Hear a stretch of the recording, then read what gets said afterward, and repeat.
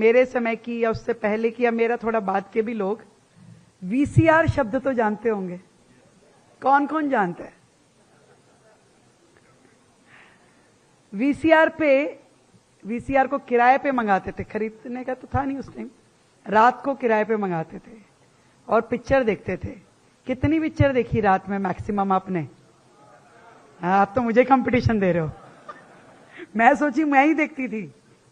तो 3 picture maximum व्यक्ति देख सकता है अगर आराम से देखे, पर क्योंकि एक और एक्स्ट्रा पिक्चर देखने को मिल जाए, फास्ट फॉरवर्ड कर करके 4 कैसेट खत्म करी जाती थी। और जब वो वीडियो कैसेट लेने जाते थे Mukesh ji, library, video libraries होती थी, तो ये खोजते थे कौन सी नहीं देखी। ये भी देख ली, ये भी देख ली, ये भी देख ली। अच्छा ये 2 नहीं है, ये दे दो, और ये 2 बहुत अच्छी वाली थी, इसको रिपीट कर दो। तो ऐसे 4 वीडियो कैसेट लेके आते थे और रात भर में देखते थे। वो जमाना ऐसा नहीं था जब पेरेंट्स हमें हॉल के अंदर लेके जाते, पिक्चर दिखाते। वो जमाना ऐसा था कि एक टीवी और एक वीसीआर के साथ में पूरा मोहल्ला पिक्चर देखता था। उसका भी एक अपना मजा था। पर मैं बताना ये चाहती हूं कि फिल्में हमारे देश के कल्चर में बड़ी रची बसी हुई हैं। फिल्म इंडस्ट्री एक ऐसी इंडस्ट्री है जो लाखों करोड़ों लोगों को रोजगार देती है,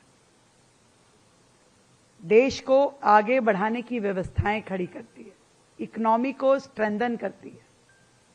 और इसलिए पूरे देश में फिल्मों का, अच्छी फिल्मों का प्रचार प्रसार बहुत जरूरी है।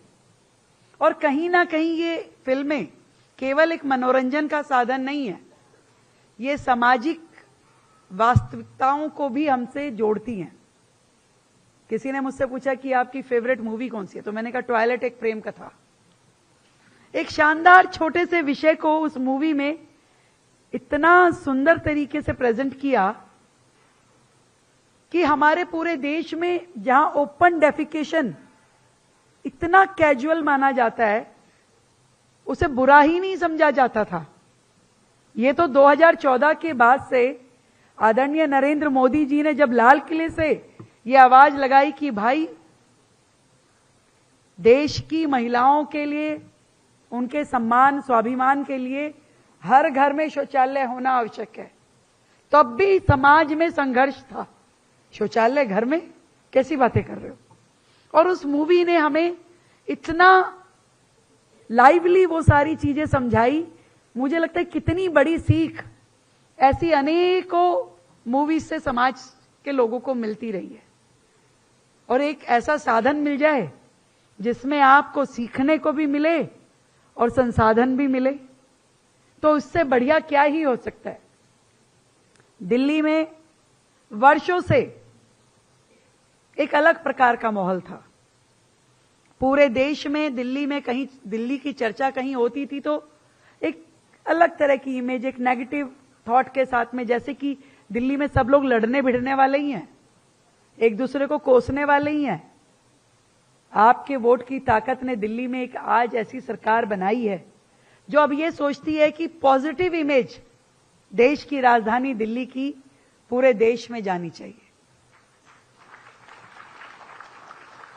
ना केवल देश का बल्कि विदेश से भी कोई व्यक्ति यदि आता है तो उसका मन होना चाहिए कि मुझे दिल्ली जरूर देखना है। और इस पॉजिटिव इमेज बिल्डिंग के लिए हम वो हर काम करना चाहते हैं जिससे इस शहर का ऐतिहासिक गौरव फिर से उजागर हो। एक नया टूरिस्ट विस्टा, नए टूरिस्ट डेस्टिनेशंस, इस शहर का ऐतिहासिक गौरव, इस शहर की यमुना जी, हर चीज को हमें रिवाइव करना है। और इसीलिए हम चाहते हैं कि दिल्ली फेस्टिवल्स का शहर, आज हर राज्य के लोग यहां आकर के रहते हैं। जम्मू कश्मीर से लेकर कन्याकुमारी तक और गुजरात से लेकर नॉर्थ ईस्ट तक हर एक प्रांत के लोग यहां बसते हैं। इसीलिए हमारे कल्चर भी रले मिले हैं। हम महाराष्ट्र की गणेश चतुर्थी भी बड़े मन से मनाते हैं और गुजरात का डांडिया भी खूब खेलते हैं। हर चीज को भी तीज, हरियाणा राजस्थान की तीज भी हमने मनाई और पोंगल भी मनाने की तैयारी है। तो ये सब कुछ दिल्ली की एक एसेट है। मिल करके जीवन जीना, एक दूसरे के कल्चर को एक्सेप्ट करना और उसे एंजॉय करना, ये हमारा व्यवहार है। दिल्ली जैसा तो कोई प्रांत है ही नहीं पूरे देश में जहां आपको इतना कुछ वैरायटी देखने को मिलती है। विभिन्नताएं, ड्रेस की, परिधानों की, खाने पीने की, भाषा की, हर चीज में मजा आ जाता है, त्योहारों की। और उसमें हम लोग मिलकर के अलग अलग इंडस्ट्रीज को इस दिल्ली शहर में इनवाइट कर रहे हैं। हम चाहते हैं कि यहां का टूरिज्म बढ़े, यहां का एजुकेशन टूरिज्म बढ़े, यहां का हेल्थ टूरिज्म बढ़े और इसके साथ ही यहां का फिल्म टूरिज्म भी बढ़ना चाहिए। एक नई स्टेट फिल्म पॉलिसी लाने की भी हम तैयारी कर रहे हैं और ये भी हम चाहते हैं कि फिल्मों की शूटिंग्स भी यहां पर हो, फिल्म फेयर अवार्ड भी यहां पर हो और फिल्म फेस्टिवल भी यहां पर हो। एक भव्यता के साथ में दिल्ली में देश के कोने कोने से लोग आए, वो देश विदेश से लोग आए और मिल करके दिल्ली को ग्लोरीफाई करते हुए हम इन आयोजनों को करें। आज आपने उस इरा में पैर रख दिया है, एक शुरुआत कर दी है, काम का आगाज आपने किया है, इसे अंजाम तक पहुंचाने का काम दिल्ली सरकार करेगी।